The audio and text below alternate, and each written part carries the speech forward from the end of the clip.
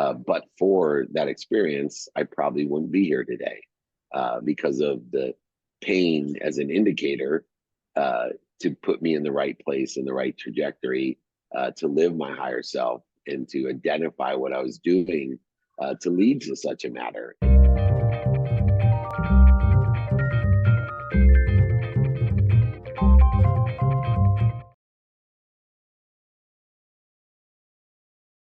Hey guys, welcome to the Levelin Up podcast with Brigham Blackham. I have an amazing speaker, entrepreneur, and three-time best-selling author, David Meltzer, with me today. Man, he has a massive amount of skills when it comes to being able to talk about what it takes to be an amazing entrepreneur. We're going to be talking about how radical humility can absolutely change your business, change your mindset. And I love this idea of radical humility. So David, welcome to the show. How are you doing today? Fantastic. Thanks for giving me the opportunity to be here, to be a part of your community, and hopefully empower others to do my three favorite things, which is one, to make a lot of money, two, to help a lot of people, and three, to have a lot of fun. I love that. You got to make a lot of money to help a lot of people and have a lot of fun while you're doing it. I love doing cool things with cool people. So thanks for being on today. That sounds good to me, and sounds like I'm in the right place at the perfect time. Absolutely, man. I'm so impressed with you. One of the things that I reached out because I was there at the Limitless conference in Salt Lake City and I heard your speech. I was like, wow, he really knows how to engage an audience and connect with people. And I've listened to a couple different podcasts that had you as a guest on it. I was like, my goodness, this idea of radical humility is so impactful. I needed to make sure that I get it directly from you for my audience. So thank you for being yourself out loud. I love that. So would you mind, let's start off. What is radical humility to you, David? Well, I actually created a character called the Ferocious Buddha, which Mhm. to me illustrates radical humility. Radical humility not only says that I am part of a whole, that I am protected and promoted and loved by something bigger than me, an omniscient, all powerful, all knowing source. And that source loves me more than my mom. So whether you identify religiously, spiritually, Mhm. philosophically, or theoretically to the idea that there's something bigger than you that's protecting, promoting, and loving you, that's one half of radical humility, Yeah. is that we are blessed to be part of such a powerful source of energy and love and light.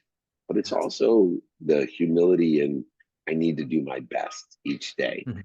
And that's where the ferocious part comes in, is a lot of people feel as if I'm surrendering and I'm passive to something bigger than me, that I don't have to take action. And obviously, as entrepreneurs, we know the pragmatic truth is that if we don't take action by doing, saying, thinking, feeling, and believing aligned with where we think we want to be, and there's that humility, think we want to be or better, we're not going to get to where we want to be or better. And so the combination, the reconciliation between being ferocious and kind of Buddhist, surrendering, Zen, being faithful. And I talk about two components of radical humility. One is wisdom, Mhm. and two is faith. And it's a Love it. beautiful marriage between wisdom and faith that provides the radical humility that allows us to give everything, to be given even more, to receive even more, and have faith to ask for even more than more, so that we live in this world of more than enough. That's beautiful. Thank you so much for that's a great little summary of what this is. I mean, we've got to hear a little bit more though. Can you give me a concrete example of how someone goes from not having this type of humility to be able to leverage radical humility in their life and their business? So many of us, including me, in the first part of my journey, tried to live in a world of not enough. I felt there wasn't enough, so I wanted more, more of everything. And I focused in on three things that I see so many people focus in on. I focused in on what I didn't have, I focused in on what other people wanted for me, and I focused in on what was missing. And I Right. got more of what other people wanted for me, more of what I didn't have, and more of what was missing. And I was living in a world as a victim. So when things happened, they happened to me as a victim. I looked at it as punishment. Then Yeah. I made millions of dollars and I moved to a world of just enough for me. I thought I was an optimist, a philanthropist. I thought I was doing good. by giving to receive. But what I realized eventually was my whole life was a negotiation. It was Yeah. a trade. There was just enough for me. And although it's a positive perspective to say everything happens for me and this happens for me, that it's not what truly exists. It's the understanding in a universe of, not buying what I don't need to impress people I don't like, but instead living in a world of abundance to realize there's a unified, abundant system of thought. So the real paradigm shift in my life and other people's life is, instead of going after more all the time, why not take the perspective, what am I doing to interfere with it? So in Mm. a pragmatic way, I don't worry about the fears in my life. I know there's fear every single day. I also know that I've been blessed with a human characteristic that is called the ego, that Oh protects yeah. me when I'm afraid. So if a saber-toothed tiger ran across my cave, I would evoke fear, and then I would react to that fear to hopefully save my life. Right. Well, there's less impending danger, but yet we still have fear. And Mhm. so, in a pragmatic way, what I teach people to do is to identify their reaction to fear. Look for the clues of how we react to fear. Look for the patterns of how we react to fear. Here's some common ones that I found. Do you have a need to be right? When people are Mm. afraid, they have a need to be right. And you see that in religion, politics, in all the separate behavior, that people are afraid because we don't have great leadership in our country and don't have great candidates for our country. They get afraid, so now they have a need to be right, or they have a need to be offended, or they have a need to be separate, they have a need to be inferior, they have a need to be superior, they have a need to be resentful, guilty, angry, anxious, frustrated, all of these needs, and they have a need to worry. See, Yeah. all of these needs of the ego, the reaction to fear, creates resistance. And what we want to do in the paradigm shift is shorten the distance of resistance, as we mentioned, with radical humility, with wisdom and faith. So I actually use time in my life when I react to fear, which happens every day. Somebody cuts me off and I Yeah. have a need to be angry or offended. And instead of trying to resist it, go over it, under it, through it, around it, deny it, accelerate it, flip the guy off back, or whatever I Sure. do, I stop and I remind myself, I remember, I recollect myself with this omniscient, more than enough, and I roll in the right trajectory of where I want to be or better by doing, saying, thinking, feeling, and believing in a direction, a divine direction to where I want to be or better. That was awesome. That was great. Great response. One of the things that pops out to me is when we're talking about radical humility. It reminded me of the way that Christ actually, he descended below all, right? He was one of those that he didn't think about all of the hardships that he had to go through. He washed the feet of his disciples. He went and he served. And I think part of this, having that faith coupled with wisdom, is how do I find the way to serve the very best that I can? What are your thoughts on being able to serve and how that ties into radical humility? It absolutely does. We are of service, and to understand how can we be of service, I really break it down into two values. And value can only be given in two ways. One, give people more of what they like, or take away what they don't like. And No. so, in humility, I not only give the value of being of service and making sure that I'm meeting people where they're at, understanding what they like and don't like, and asking them, would it help you if? But Mm. also, I think the biggest interference to radical humility in the context of being of service or value to others is that we forget the greatest service that we can provide for others, which is purpose and fulfillment. Meaning, it's ironic, but I ask people all the time, how do you feel when you can help someone? And they're like, oh, there's no better feeling. Like, if I can help someone, and how many people then are denying people the greatest fulfillment of helping others by Mm. not asking for help? Ooh, So the that's nuance and duality of value is not just seeing what we can do for others, how, and if this would help you if I did this or made this introduction, or if it would help you in general, but more importantly, do you know anyone that can help me? Because I'm denying that opportunity of the extreme value, fulfillment, and passion and purpose of being able to be of service, which is a greater feeling than actually providing service. And yet, I don't know why we deny half of the equation by not asking for help. That's so true. I had an experience when I was a missionary for my church in Taiwan where I had another missionary say, "Hey, let me buy you lunch." And for a time, I was like, "Ah, no, no, no, it's fine. No, no, it's fine. Don't worry about it." And then he said, "No, let me buy you lunch because if I don't buy you lunch, who gets the benefit? Nobody. But if I buy you lunch, then I can give to you. I feel good. You feel good, and we can build a relationship." And I think sometimes we are so tight-fisted with receiving that we don't have the ability to let others have that way to give. So I'm so grateful you brought that up. That's an awesome insight. Now, one of the things that I've noticed while I've been doing a bit of research on your background was you were like literally at the top of the top when it comes to agency for sports, and man, it is just amazing. And you said you at one point had a really challenging loss. And is this right? $100 million loss. Over a Is, 100 million, yeah. oh my So gosh. Okay. Let's talk about how that kind of humility is built into your experience. Let's go there for a minute. well, in the context of understanding sizes, people say, I've lost everything, Mr. Meltzer. Can you help me? But I didn't lose nearly as much as you. And Mm, I laugh because uh, losing over $100 million is tragic, yeah. but it also has brought more value to my life than any other defining economic moment of my life. It has provided me so much light, so many lessons, and so Mm, much love. In fact, but for that experience, I probably wouldn't be here today because of the pain as an indicator uh, to put me in the right place, in the right trajectory, to live my higher self and to identify what I was doing to lead to such a matter. And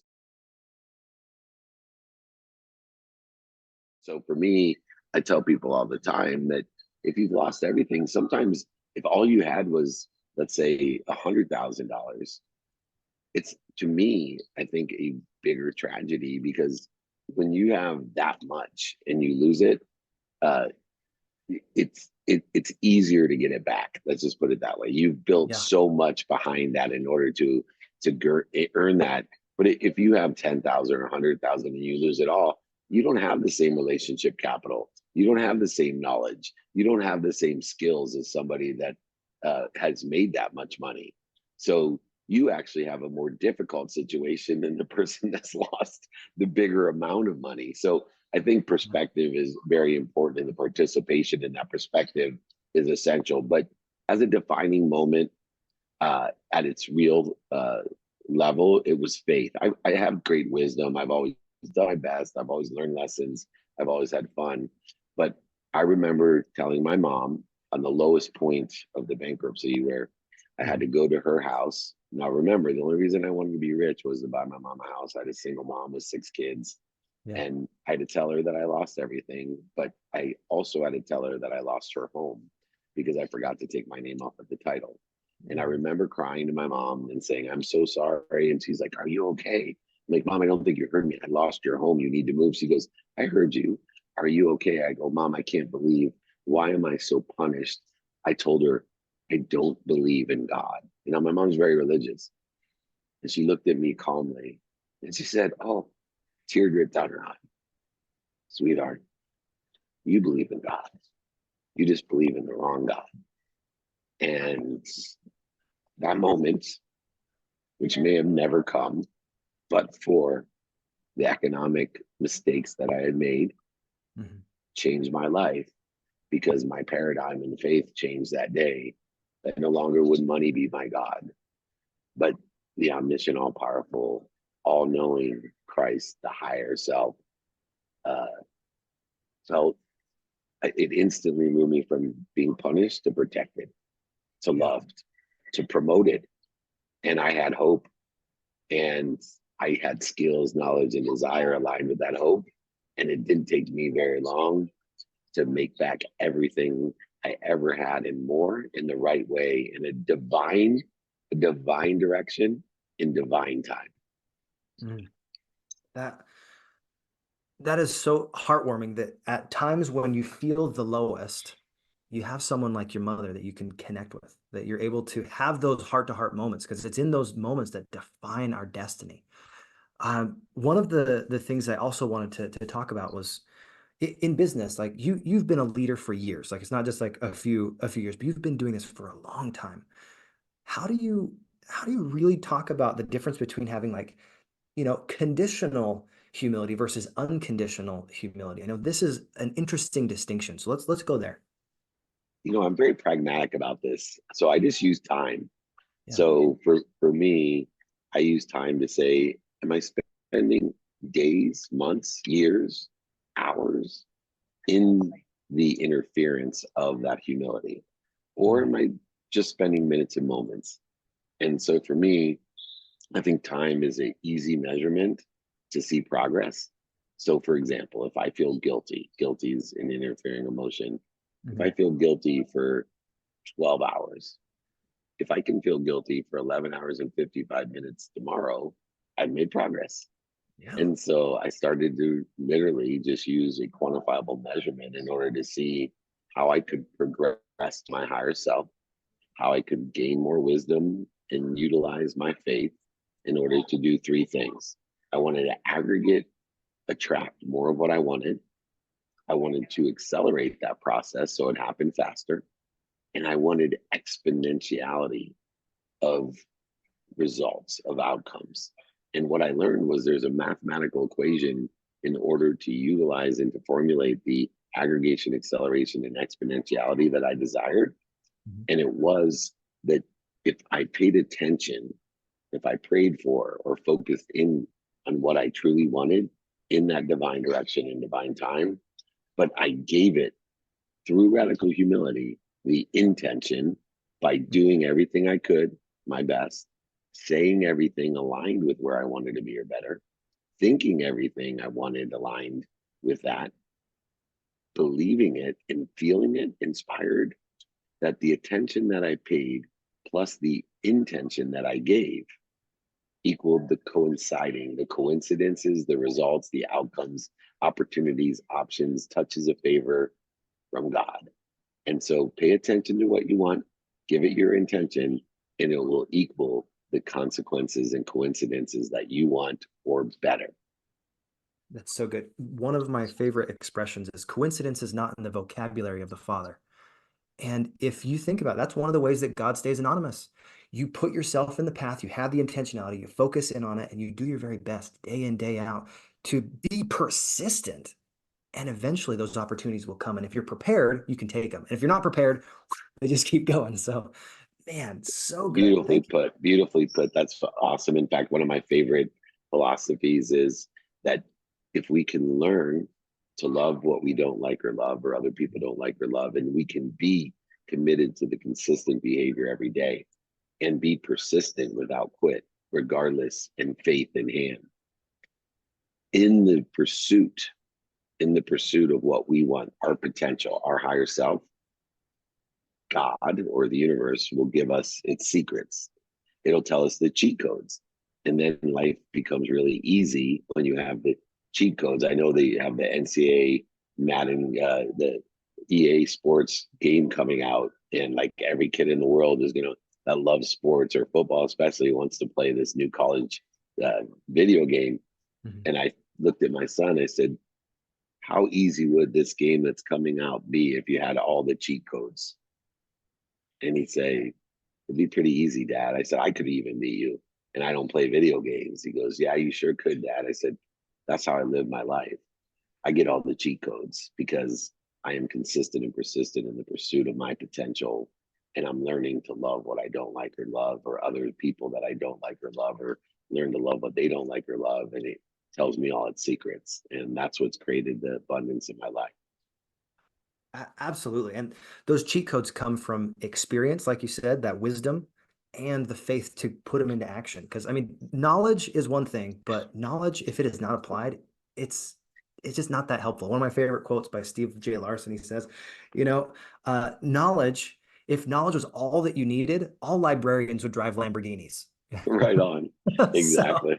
And every professor as well, right? oh, every professor as well. Yep. So it's that applied knowledge, consistent, like you said, consistent daily action, moving towards your purpose and doing it with that intentionality. I mean, the only thing that really gives time value is the energy you put behind it. So I think that's great. You quantify your time and say, hey, I'm getting a little bit better every single day. Kind of to wrap up here, I would love to share a little axiom in Mandarin, which is 滴水穿石.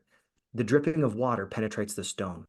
It's this idea that every single day, even if it is almost imperceptible, as you're doing the right things consistently, you will be able to penetrate the difficult challenges and the things that you want in your life. So in your life, David, what is one of those consistent daily actions or the routines that you have that you're like, no matter what, this is what I do to make sure that I can stay on the track. I can reassociate what I need to make sure that wherever I am and whatever I'm doing, I know that I'm moving forward. You just asked me my love language. This is the ultimate question. You are speaking to my heart because this is the secret sauce. This is one of those cheat codes. So I Yeah. have non-negotiables. Yes. And this non-negotiables are what I'm committed to doing every day, a minimum amount of time. Mhm. And the first one is my faith. The second one is my sleep. So I have a minimum of 7 hours a day. I have a sleep coach. I'm committed consistently every day to recover when I sleep and to access information from God. Mm. And then comes my health. I have a minimum of 1 hour a day committed to my health because if I'm not healthy, I only get one wish a day from God. And then two comes my family. I'm committed every day for a minimum amount of time with my family. And then I'm committed to my finance. I'm committed to my calendar to study time. I'm committed to doing research every single day. So in actuality, I have 7 hours minimum for sleep and about 3 hours minimum every day, non-negotiable, no matter what, before I do anything else. That's only 10 hours, including my sleep. That Mhm. leaves me, and by the way, 90% of my success comes from those 10 hours, including the 7 hours of sleep. That leaves 14 hours of variant behavior. And why is the variant behavior so important? The non-negotiable, I mean, the negotiable, non-committal. Let me tell you why. Because human nature doesn't like to be committed. It Mm. doesn't like to be consistent.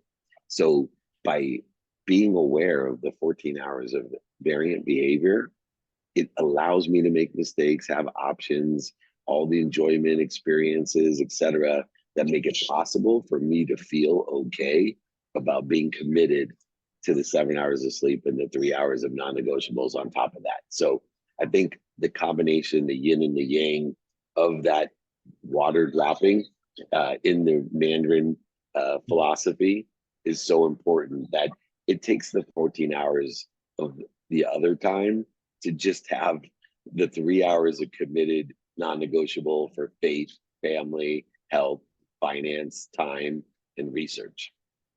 Man, non-negotiables. That is a great cheat code because if you are able to consistently hit your minimums, your future is like almost guaranteed. Because it goes from like likely to inevitable if you do the repetitions long enough for that persistent effort. So, wow, David, you over delivered today. Thank you so much, man. It was such a pleasure to have you on. I know you typically do a call. Is it every Friday? Is that right? Do we have Tell free people free how they Friday can trainings? find you a little Almost. bit more online. Go ahead. Well, for your community, I actually would love to offer my book. I will sign my book. I will send the book. I will pay for shipping, pay for the book. Just email me, david@dmeltzer.com, and also register. For almost 25 years, I've been doing free Friday trainings. So every week we have a Friday training. It's free. Just email me, david@dmeltzer.com.